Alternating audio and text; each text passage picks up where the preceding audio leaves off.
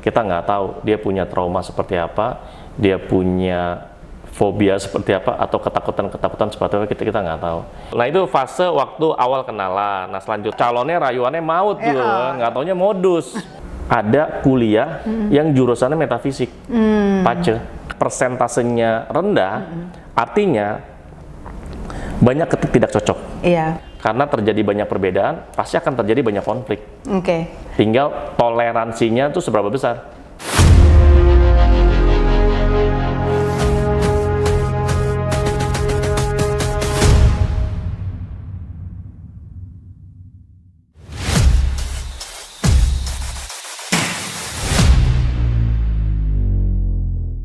Ya, setiap ada kejadian, misalkan ada yang oke, ada nggak oke, selalu kita kasih penjelasan, kita kasih solusi. Karena saya itu di semua kerjaan saya selalu mengutamakan namanya edukasi sih, gitu. Nggak asal main vonis gitu. Serem loh yang vonis-vonis itu. Serem. Kan. Dan itu saya hindarin kepikiran sih. Banget soalnya habis itu, ya kan? Apalagi karena kalau gini, dikasih tahu sama orang yang kita anggap pinter. Karena banyak konsultan yang model kayak saya. Mereka juga harus belajar yang namanya ilmu komunikasi, mereka juga harus belajar yang namanya ilmu psikologi. Karena manusia ini punya emosi, di dalam emosi dia, kita nggak tahu dia punya trauma seperti apa, dia punya fobia seperti apa, atau ketakutan seperti apa, kita nggak tahu.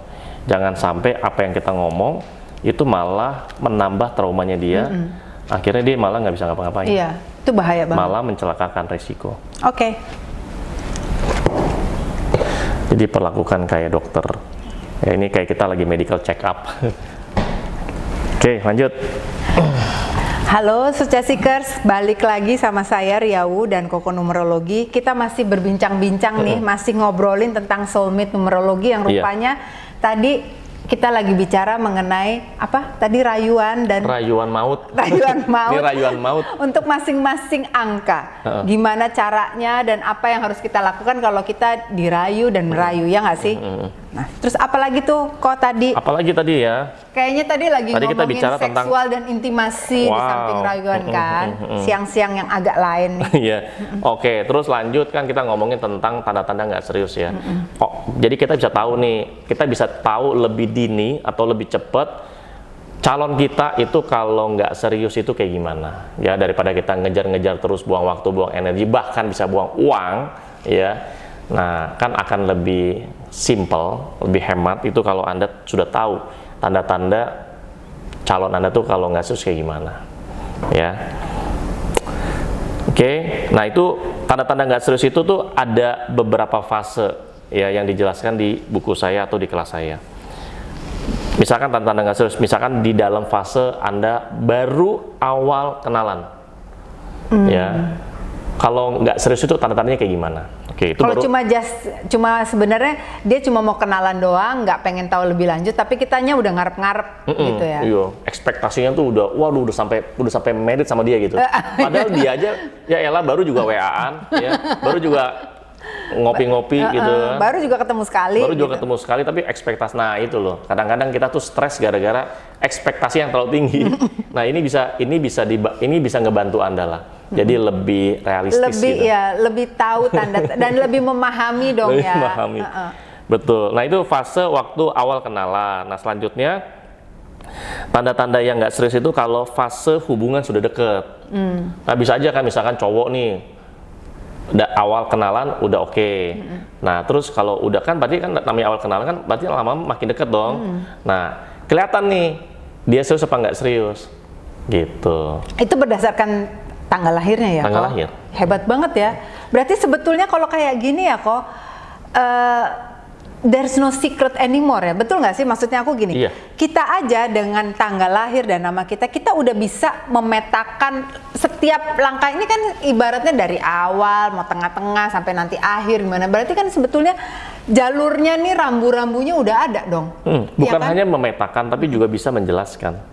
Iya kan? Iya. Berarti kita udah nggak usah terlalu, maksudnya gini, bukan nggak usah terlalu, tapi kita nggak menganggap pasangan kita itu aneh banget ya kalau kita tahu numerologi. Berarti ya memang orangnya seperti itu. Atau kita belajar, oh ternyata bukannya aneh, gue aja nggak paham. Karena sebetulnya dia maunya begini, gue nggak ngerti, gitu kan? Iya. Nah, dan lebih penting lagi biasanya Anda itu kan kalau ada yang mendekat, biasanya kan Anda kan ceritanya kan ke teman-temannya.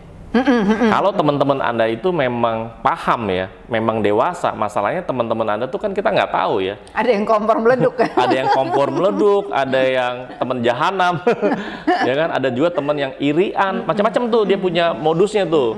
Ya bagus kalau Anda punya teman sahabat yang benar-benar tulus gitu ya. Tapi kan banyak juga yang modus. Nah, makanya salah satu tambahan data itu informasi Anda bisa dari buku saya. Gitu. Bisa dari belajar numerologi. Jadi Anda nggak tergantung sama sahabat Anda, nggak tergantung sama, ya pokoknya dari orang-orang terdekat Anda lah. Biasanya kan Anda minta saran atau minta masukan kan. Dan nggak tergantung sama perasaan kita sendiri. Kadang-kadang kan perasaan kita salah karena dipengaruhi oleh ekspektasi, dipengaruhi oleh sosial pressure. Apalagi juga. calonnya rayuannya maut gitu, nggak taunya modus, nggak taunya modus. Nah ini nih dalam fase hubungan sudah deket. Nah ini kalau udah deket tuh tanda-tanda dia nggak serius tuh kayak gimana? Atau tanda-tanda dia mau mundur ya? Tanda-tanda dia mau mundur bisa. Iya kan? Jadi nggak jadi serius. Tandanya ngejar terus, tapi sebenarnya dia tuh udah nggak mau gitu. Ketahuan sih, ketahuan. Tapi ini dari numerologi ya, bukan dari perasaan ya. Kalau perasaan kan ya bisa salah bisa benar sih. 4 tahun kemudian baru kerasa kalau perasaan sudah memudar. 4 tahun kemudian dan itu kan harus sepanjang hari kan sama dia. Ketahuan tuh semuanya. Tapi kan masa butuh waktu 4 tahun? Udah keburu tua.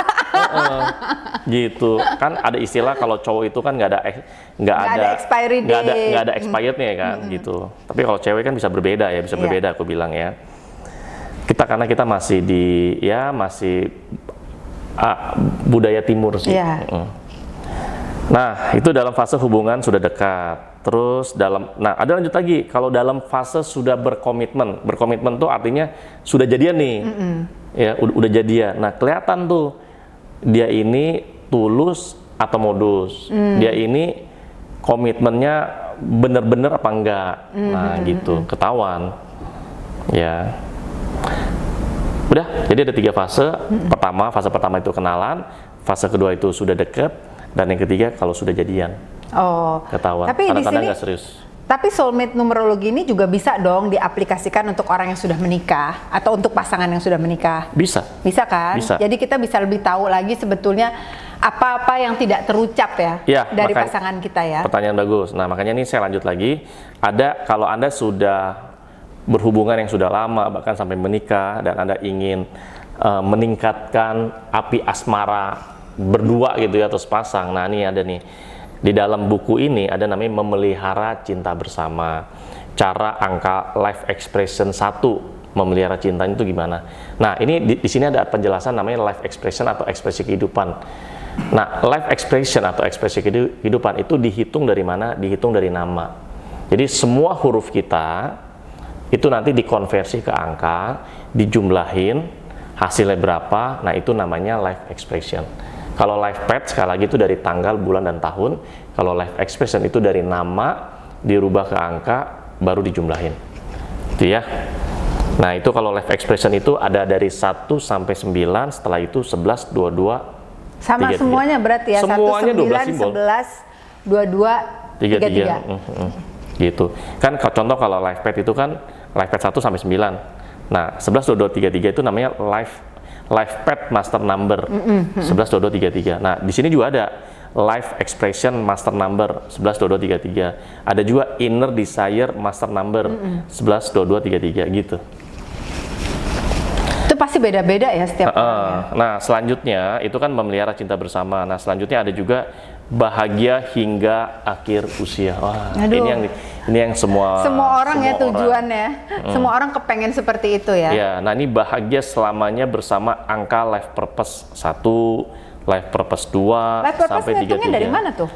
Life purpose itu ngitungnya ada sih beberapa. Jadi digabungin antara life expression sama life path. Nanti diajarin juga ya cara ngitungnya ya. Semua diajarin. Jadi Anda itu nggak cuman hanya terima beres, terima hasil, tapi juga dikasih tahu dapurnya, cara untuk mendapatkan life path. Nah nanti kasih tahu dapurnya, maksudnya hitung-hitungannya. Yang cara ngitungnya lah.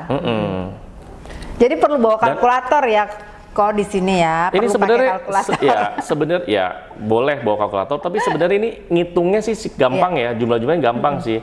Cuman ngitungnya dari mana nih?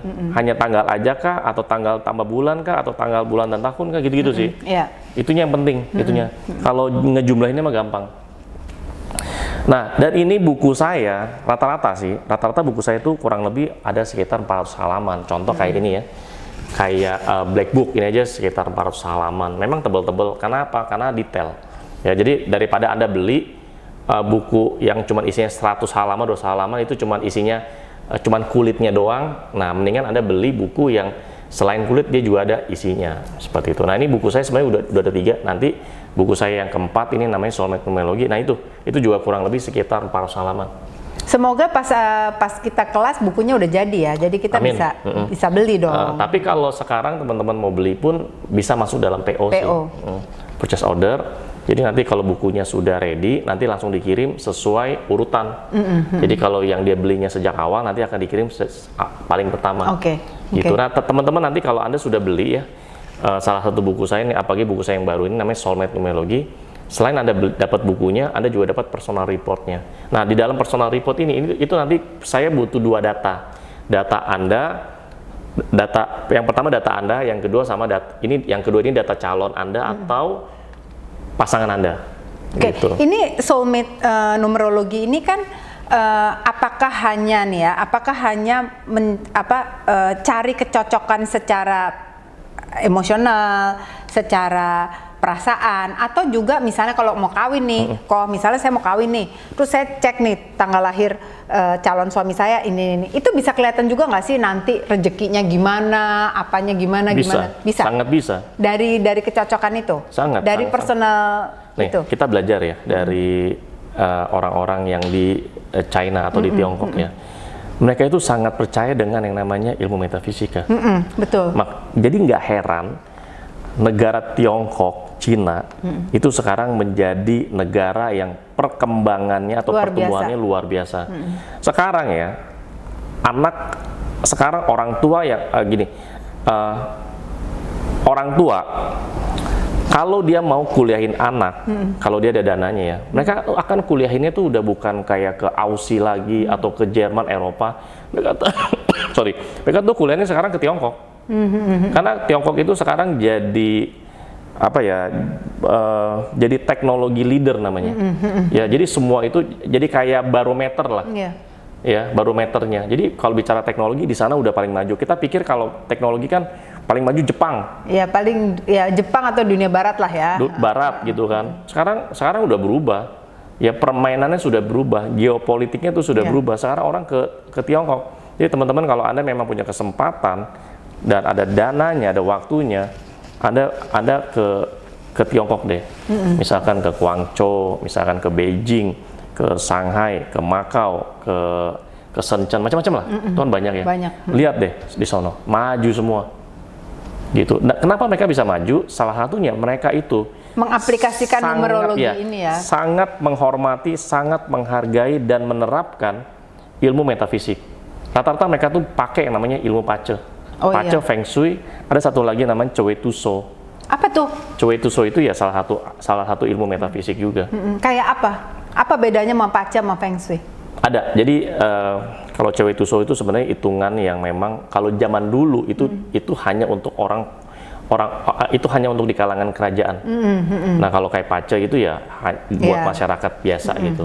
Tapi sekarang seiringnya waktu itu semua dipakai. Jadi mereka tuh pakai semua lah.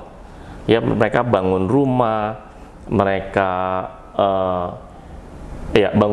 mereka kerjanya di bidang apa yang cocok, terus dalam berpasangan cocok apa enggak, itu semua mereka pakai. Bahkan di Tiongkok pun ada beberapa universitas yang di dalamnya itu ada kuliah yang jurusannya metafisik, pace. Karena itu profesi yang sangat bergengsi loh. Itu duitnya banyak. Iya, mahal banget. Mahal banget. Itu kalau Anda mau, misalnya Anda mau bangun rumah atau Anda mau beli rumah, lokasinya, terus ngebangunnya, Anda pakai konsultan Feng Shui, itu bayarannya mahal loh itu. Iya, mulai itu. hari apa segala macam, tanggal berapa, itu kan dihitung dengan rinci ya. Itu dihitungnya bukan per rumah, hitungnya per meter persegi. Jadi kalau Anda bangun rumahnya misalkan katakan 200 meter persegi, ya udah 200 meter persegi. Ya, itu bukan luas tanah loh yang dihitung, tapi luas bangunan. Kadang-kadang kan ada kan luas tanahnya 200 meter persegi. Tapi bangunan luas 400 misal. Karena dia kan tingkat kan, luas bangunannya misalnya 600, ya yang dihitung 600, bukan tanahnya. Gitu. Gila ya, hebat banget ya. Nah, makanya kita bisa belajar. Nah, kita nih di sini nih digoblok-goblokin gitu loh. Wah, ini jangan percaya dengan ramalan, percaya aja sama Tuhan. Saya kasih tahu ya teman-teman ya, saya juga percaya sama Tuhan meskipun saya konsultan ini. Kita semua punya Tuhan, saya percaya sama Tuhan. Ya, ada juga yang kemarin bilang ya, ini adalah berhala gitu loh ya. Jangan percaya beginian, percaya sama Tuhan. Saya kalau doa itu pasti ke Tuhan, bukan ke numerologi. Numerologi ini buat saya ini adalah ilmu pengetahuan. Ya, salah satu tools yang diberikan oleh semesta supaya kita bisa hidup dengan lebih baik lagi gitu kan. Sama aja tools kita kalau kita kayak di pengamat ekonomi memprediksi tahun 2026 apa yang akan terjadi. Jangan beli kripto misalnya kayak pengamat gitu. Politik tahun 2026 apa yang akan terjadi. Pengamat kripto tahun 2026 nih mana koin-koin mana yang booming, koin-koin mana yang jeblok gitu loh. Tapi khusus untuk Bitcoin tahun depan akan turun banyak. Tapi nanti sesi berikutnya saya akan bahas ya.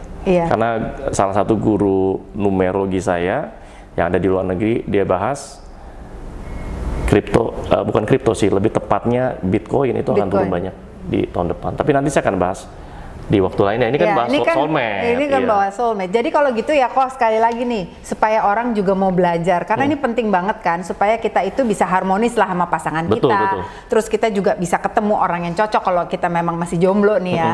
Nah, di samping mengetahui kompatibilitas dari pasangan kita kepada kita juga bisa tahu nih dengan kita belajar numerologi ini, kedepannya kalau kita kawin sama dia itu gimana ya kan? Itu sangat-sangat bisa. Kesejahteraannya kita, terus dan lain sebagainya dong, kecocokannya kita sebagai pasangan. Kemudian rezekinya kita bisa tahu kan? Bisa. Karena kan cocok-cocok kalau nggak ada rezeki ya pusing juga. Kalau bicara kecocokan sebenarnya ada dua hal ya.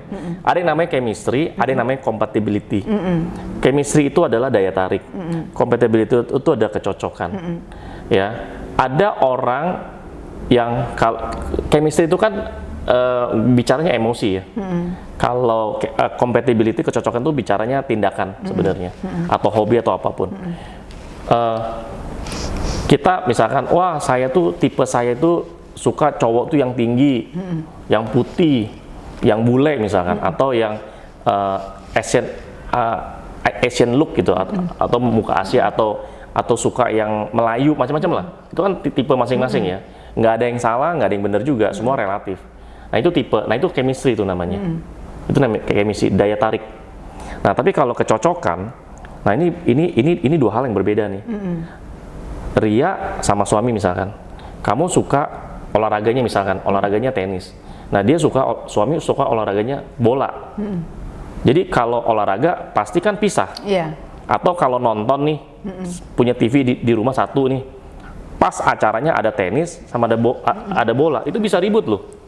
Makanya kalau compatibility-nya persentasenya rendah, artinya banyak tidak cocok. Iya, banyak challenge lah. Banyak challenge. Makanya sebenarnya dalam berpasangan itu kalau terdapat banyak perbedaan, itu challenge-nya gede. Makanya kalau berpasangan, carilah yang banyak kesamaan daripada banyak perbedaan. Kalau banyak perbedaan ribut loh, gara-gara nonton aja, yang satu misalkan cewek sukanya drakor, pas lagi ada Piala Dunia gitu, TV-nya satu lagi, itu gimana? Iya, betul. Ya, suami nanti bilang, udahlah lu nontonnya di handphone aja. Gua nontonnya kadang lagi Piala Dunia, gua nonton TV yang gede. Itu bisa ribut loh. Kenapa lu nggak lu aja lu nonton bola, lu teriak-teriak kan lu di dalam kamar, ribut lu. Itu baru gara begitu doang. Iya. Nah itu makanya penting banget itu ya. Itu satu, belum lagi urusan makanan, belum lagi urusan pekerjaan. Yang satu suka pedas, yang satu suka manis, berantakan deh tuh. Berantakan. Nah itu makanya kalau mau lebih gampang menjalani hubungan, carilah yang banyak kesamaan sih menurutku sih. Gitu ya. Iya. Tapi ada juga yang orang penasaran juga dengan opposite attract. Hah? Opposite attract? Ya, tapi ada juga yang kayak gitu. Tapi ya harus siap dengan challenge yang besar. Ya, betul, gitu betul. aja. Ya tergantung orang. Bisa ya, juga masing-masing. ada orang yang memang, wah gue suka tantangan nih, suka tantangan sesuatu yang beda, bisa aja. Tapi lo harus siap juga challenge tantangannya, karena terjadi banyak perbedaan, pasti akan terjadi banyak konflik. Oke. Tinggal toleransinya tuh seberapa besar. Iya, semakin lama kita berpasangan, semakin lama usia perkawinan, toleransi juga makin terendah kayaknya ya. Banyak yang kayak gitu loh. Banyak. Ya Yakin. kan? Apa jangan-jangan juga banyak yang ribut. Iya, ya kan? makanya itu karena toleransi makin tipis. Oh iya, kadang-kadang Kesabaran makin tipis. Iya, kadang-kadang jadi aduh malah mikir ya, nyesel gua main sama lu gitu loh. Kalau ternyata gitu tahun dong. kedua, tahun ketiga, tahun kelima baru kelihatan kan, bisa kayak gitu. Bisa. Tapi kan kita nggak mau hal itu terjadi Iya, kan. betul. Makanya bisa dibantu dengan buku Soulmate Numerologi, atau bisa ikut kelas Soulmate Numerologi. Nah, jadi gini, di dalam kelas Soulmate Numerologi itu nanti saya akan kasih banyak tambahan-tambahan yang di dalam buku Soulmate Numerologi itu nggak ada. Oke. Kelasnya kapan? Tanggal 30 Oktober kalau 30 Oktober ya, 30 nanti bisa Oktober, akhir kontak. bulan. Bisa kontak saya nanti. Atau bisa juga ke admin Iya. Socha, admin Ziva di bawah ini. Oh, nanti ada, ya di ini ada. ya, apa di podcast ya nanti. Iya, ya. ada. Oke, boleh. Bisa. Oke. Nanti di dalam kelas Soulmate Numerologi tambahannya itu adalah nanti tentang kecocokan sama chemistry. Sama kalau sudah berpasangan kira-kira tingkat hokinya atau tingkat rezekinya itu seberapa besar. Nah, ya penting tuh. Ini sebenarnya bukan hanya yang sudah berpasangan, yang baru ketemu calon pun bisa dibantu. Oke. Itu nanti dapat personal reportnya yang lebih personal lengkap lagi. reportnya. Jadi Oke. itu gabungan antara buku Soulmate Numerologi dan ada personal reportnya versi Soulmate Numerologi, terus plus ada lagi. Nah ini nanti saya kasih tambahan di kelas Soulmate Numerologi, ada tambahan personal report namanya Love Journey. Oke. Gitu. Jadi ini dua personal yang berbeda digabung. Jadi lebih lengkap. Oke, terima kasih Koko Numerologi. Hari ini bincang-bincang kita luar biasa, panjang banget dan menyenangkan. Saya jadi belajar banyak juga mengenai numerologi. Dan buat Sochacikers, jangan lupa untuk ikutan kelasnya Soulmate Numerologi yang akan dipandu langsung oleh Koko Numerologi pada tanggal 30 Oktober 2025. Terima kasih sudah bersama kami selama ini. Sampai ketemu di topik berikutnya. Sampai jumpa.